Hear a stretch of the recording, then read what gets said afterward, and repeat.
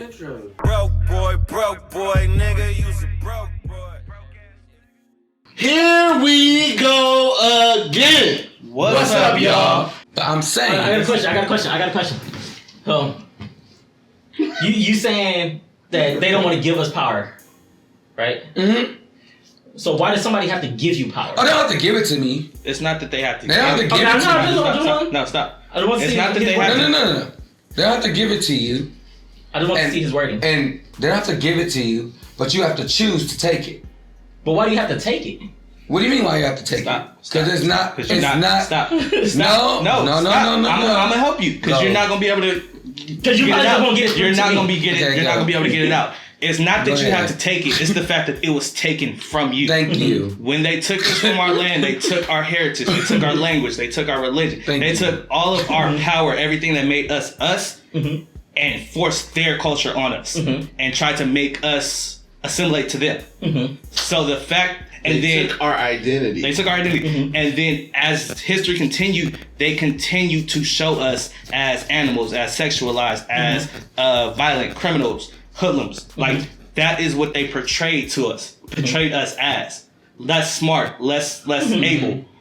So our power has literally been stripping from us this whole time, and we're just starting to get to the point where we're educating ourselves to know enough to take our power back, to know what we're capable of and what we came from. Thank you. And you ain't like because you was up here. You was on the 12. There's just certain things I can't relate to. That's just me.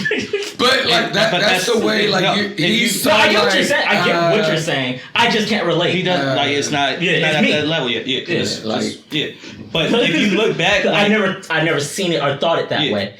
But if you look back at like old newspaper prints, like they literally have pictures of like black people drawn as monkeys, like showing you like monkeys, all types of shit. Monkeys, like keep these away from your baby. Don't let them get your women. Like they're literally portraying us as these demonized people, and it's continued all the way up. Like, what are some of your favorite movies? Like now, I know what y'all saying. No, but just like what are some of your favorite movies? Like just from growing up. Black movies. Training Day? Five Heartbeats. All day. Hands down. Anything else?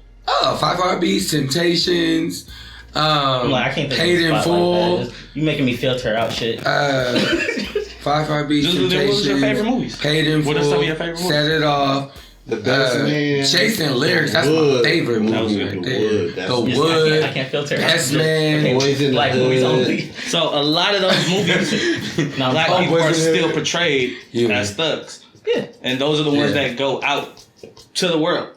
So when they're, you have all these movies with these black people shown a certain way. Even The Wood, as much as that was about like brotherly love and like camaraderie, it was still an element of gangster to it. With Stacy, like all the shit, like it was still some gangster to it. But when that's the only view that some people have of black people, that's what they're gonna assume. Like that's what they're gonna take in. Definitely. And it's like a. I forgot what I was saying. It's like media bias.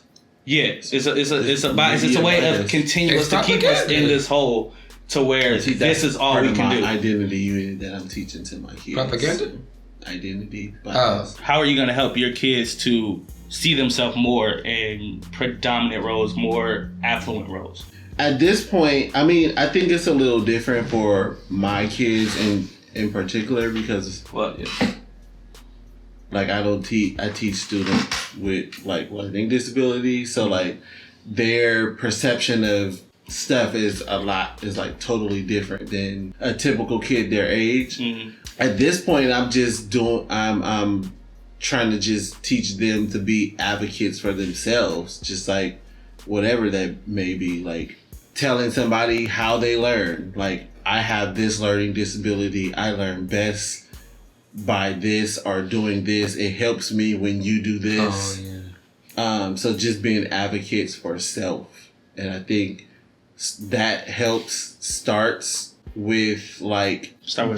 Shift. Yeah, shift. A change. Yeah. It helps shift the change because if you know you and you know yourself, you won't be portrayed. You won't be able to be have this person say, "Oh, this group of people or is this or that," because you can't be put in a boat. You can't be put exactly. in a box. So you'd be like, "Well, no, because actually I knew somebody who," or "No, actually because I'm a part of that group of people and I this or I that." So I think that's why I'm that's why I'm teaching them to be like, no, like this is me. This is how I do this. This is what best works for me. I 1000% agree. I work with kids as well, and the one thing I always teach them is to use your words. I don't let them address another kid as he did this to me. Like I'm like, no, what's his name or what's her name? Like I feel like we need to teach kids how to articulate and assert themselves, and I think the best way that you can combat this in the media is to have a conversation. White people, we need to have a conversation, and I'm not saying all of you, but you need to take ownership. Like, so a lot of them tend to say, like, it wasn't me, we didn't do it. And I totally understand that. And it wasn't us either. Like, I wasn't a slave either, but I still feel what they went through. So I need you. Go ahead. Do all of you, do you all think that white people necessarily need to do anything to alter how we behave or think? Say it again. Like, do they have to apologize or take ownership? Or is it something that we can just do on our own to build ourselves? The only reason why I feel like they need to take some type of ownership because I feel like they're in control right now. And that's me. Mm-hmm. My personal, they control the media, they control the narrative. So if they don't start the conversation, where is it going to be had? I cannot meet you halfway if you're not willing to listen to what I'm trying to tell you. Question. Who? Who's who? Who? Who what? Who are you trying to meet halfway? Who are the magical white people? Who are the magical white people that can come out and say, we fucked up? Who are these white people? I mean, when I say that, I mean, you're talking about the media, correct? Yeah. Okay, so we know propaganda is one of the most powerful tools. They use it in the war. Mm-hmm. So, those people who have, whatever, like a status quo, whatever, news outlets, like those people. The people you don't even, like, these people are literally faceless to you. What are you talking about? You don't know who they are. You don't know who's running the Channel 4 News. You don't know who's running CNN. You don't know these faceless white people. What I'm saying is, yes, you're right. I do not know them, but I know that they're producing these stories. They're putting out content. So, in whatever when you're putting out this content, you need to have a conversation with us. We're never going to get along if we can't have a conversation. I don't know. I'm over it. I think it starts at home. I'm over it. That's what I was gonna get to. Like, I feel like the black people need to have a conversation first. It starts at home. I can't go to Jonelle house and be like, "Oh, you need to come over here and clean up this and clean up that," but then go home and then my shit is like all fucked up and everything is just swept under the rug, and I gotta clean up my shit before I can go to somebody else's house and be like, "Oh, you need to clean this up." So what type of conversation are you going to have at home? I don't think it's not necessarily, it's not a conversation that needs to be had with anybody. It's how people need to move forward. Yes. That is what it means. You have to bring them up a certain way, which it just won't happen. But you literally can't have a conversation with the world. But like, this is what I'm saying. Like, y'all making it seem like I'm like, hey, no. Johnny, you did it. But not what I'm saying. This is what I'm getting at. Why he gotta be named Johnny? There's nobody on the other side that we need to discuss anything with. I don't agree with that. I don't agree with that. We need to become together. What are you trying? What's the goal you're trying to reach? What goal are you trying to ascertain? I think we both need to understand each other. I think everybody. Yes, that's true. Everybody needs to take accountability. What is your goal? What is your goal? What are you trying to accomplish from my goal is just to make everybody human. Like, let's just take race out of the whole picture. My ultimate goal is just to make everybody human. I understand people being hurt from the past. I understand not forgetting your past because that's just who I am. That's embedded in me. But I also am a person who's willing to learn. So my thing is, for example, we all went to college, right? We met all these different roommates from around the world. We did not know, some of them was nasty, some of them wasn't. Like, we didn't know their upbringings. At the end of the day, we learned to work with those people. My whole thing is when we keep saying, have a conversation at home. Okay, you can have a conversation at home, but I feel like that always brings more questions because it goes into the why, and then it goes into people like getting. That's the whole point. From what I've seen, I think people get more. That's the whole point of the conversation. That's the whole point of a conversation. I'm over it. Why you always shut down? I can't, because y'all not understanding. What negative questions do you think comes from that? I don't know. I'm done. No, because that would be the part that we're not understanding. What negative questions to where it's going to make things worse? What do you mean with negative questions? Like, you don't want questions. Like, you feel like it's going to cause more questions, but I'm not saying I don't want questions. I'm saying I feel like I understand starting it at home, but it's going to arise more questions, which I feel in the black community gets people angry from the way that they're being. I thought that was on silent. My bad. I think it gets people like. I'm thinking all media. This is about media, like the way things are portrayed in the media, and then having that conversation at home, I think will ignite people into like uproar instead of people having a conversation about it. It depends on how the conversation is brought about. And that's what I'm asking. How do you go about having the conversation? Because we can sit here all day long. That's what we were asking you. And say, that's literally what I asked you. Let's have a conversation at home. Hey, Johnell, when you go out into the world, you're not going to get treated like you're black. So this is what I think. That was literally the question I asked you. So let's say I had a child. It's not. And the media portrayed whatever it was that they was portraying about black people. Conversation could go two ways. It could be like, fuck them. When you see them motherfuckers, you take their fucking head off. I don't give a fuck. You know what I'm saying? Or it could be like, so how did that make you feel? Like, what did you think about that? And I think that's a better way to go because then they can perceive things for themselves. Exactly. And if you feel that they're going in the wrong direction, or anybody's teaching them, you can curve that. You can say, okay, it's okay to feel that way, but A, B, C, and D. It's like a video I watched where the guy was talking about how you pretty much adults limit what children are really capable of doing by telling them you can't do that. Right. Don't touch that. Don't climb on here. Things like that. And racism kid you told is don't learned. climb on a table could have been a world famous rock climber, but they were already told don't climb on things. Like, people aren't. You're not born racist. That's learned. It's like learned. kids don't come out being like, oh my god, I don't like white people. Yeah. White people don't grow up thinking that black people are scary. They see it. Right. It's shown. It's a learned behavior. Yeah. So if we can, at home, us and them, start this conversation at home, as they get older, it will translate. Exactly. Oh, I think we need to bring a white person on because I'm interested to know what kind of conversation they're having. Because I can't. They're not having a conversation. Like, but some of them. I'm just saying for me. Some people are.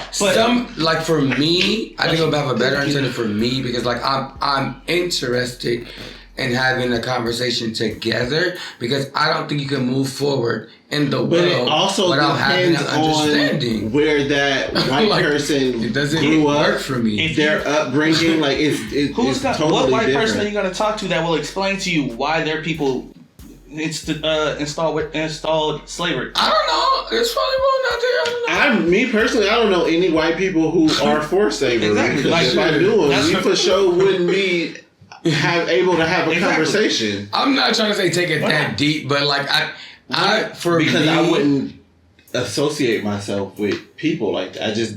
Oh yeah. Would you be able to have a conversation? Why wouldn't you be able to have a conversation? No, I mean like I wouldn't be able to just walk up. Oh, you wouldn't know where to find. Yeah, that's what I'm. Yeah. Wait, what you mean? Right, I wouldn't be able to. What conversation? Like, why was y'all? Wait, go back. I said that I wouldn't know where to find a white person who didn't like black people or would still believe like slavery was a good thing. Like I'm in the South. I wouldn't know where there's to find people. them. I don't even think there's people in the Definitely. South that was like that are still for slavery. They may not like black people or might be afraid of them or have these prejudices. I don't think anybody is like, no, we should definitely. I don't know. Trump became There might be a president. few. He There got- might be a few. there's There some might be a people who few. support There might be a slavery. few. There might be a sit here and be few. There might be a booed few. for all you There might be a want. few. But I live in those the people don't outnumber the masses. No, definitely not. So that's why. And when you asked, Although Trump did become he president. did. But Trump tapped into a fear. No, I already know. and who we had on the other side, it was whatever. But that's why when you asked, do you feel like it's like something that needs to happen with the other person, or is it something we need to work on ourselves? Like, it's completely on us to heal from our traumas. Just like in your life, you have to heal from the shit that hurt you as a child, that you dealt with growing up, the shit that you saw.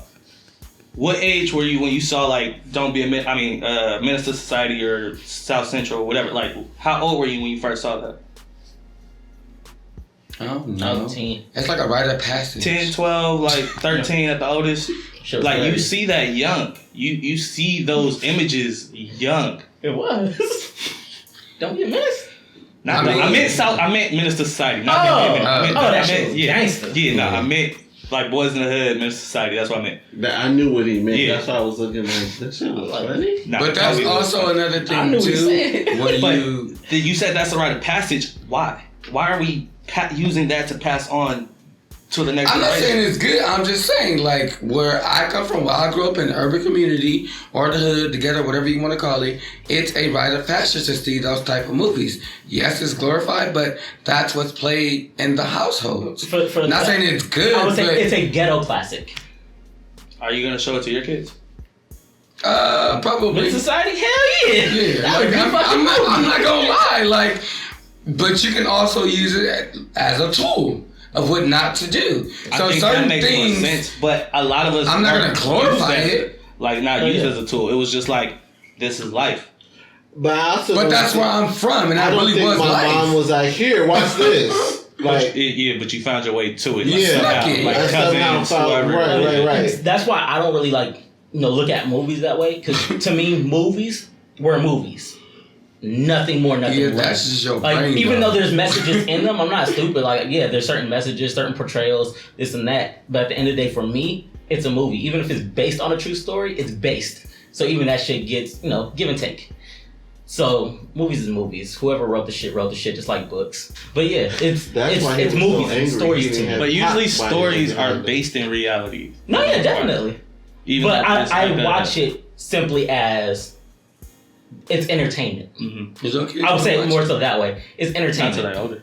If they want That's to. it. Like music, it's entertainment. Your kids probably gonna have Yeah, a you book can take like something Donnie. from everything. But depending on how you want to perceive it, But not everybody. So that's good for your view. no, yeah, for me. But a lot of Yeah. people, this is like, they live by this shit. Especially No, yeah. music. No, yeah, Especially I can music. only speak for me. Like, you grow up Yeah. listening to this hustler mentality, listening to this gang life, listening to how they made it big. Like, Yeah. that's something you, like, some kids base their life after trying to, like, reach that shit. No, definitely. It's the only thing you see. It's the only thing you see. And that like they a were way taught out. whatever they were taught. Some people Okay. are just taught Yeah. from the music. And for me, like, I wasn't You were raised in a house I wasn't where taught. you didn't. like that. Yeah. I perceived it on my own. It You wasn't taught what. There wasn't a gangster? conversation. Oh. I didn't have conversations about race, about how to view things and shit like that.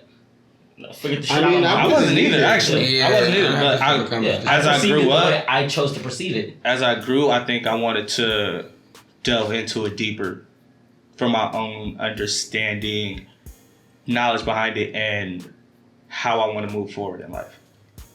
Yeah, I wasn't like, we didn't have like conversations like white people or this, white people that, but I heard it.